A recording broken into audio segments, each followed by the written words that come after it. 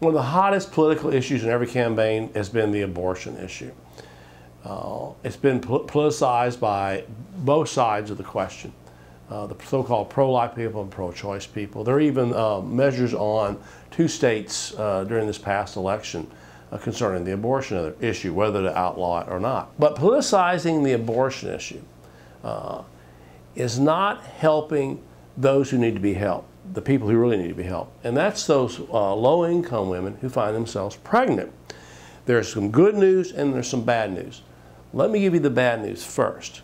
Each year, more than 1 million pregnancies end in abortion. The majority of those abortions, some 88%, take place during the first 12 weeks of pregnancy. Almost 60% of those abortions are obtained by women in their 20s, and roughly 1/3 of all women in our country, in the United States, will have an abortion during their reproductive lifetime.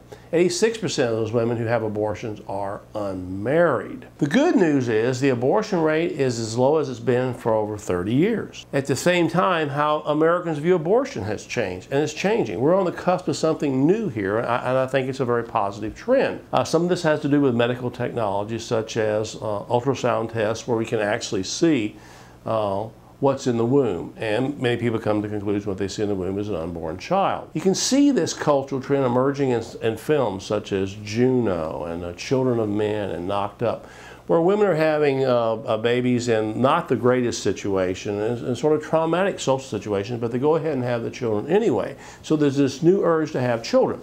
This trend really began in the 1990s when there was clearly a shift toward how Americans were viewing children. Even young people who were questioning at the time associated abortion with death. So something's happening out there. In fact, 4.3 million babies were born in the year 2006. That's the largest number of children born in 45 years.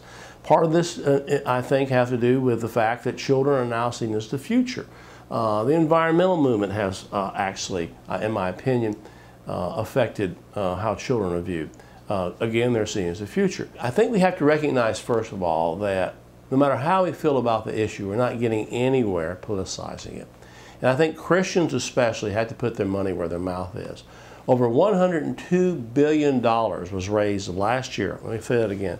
Over $102 billion was raised last year for religious organizations.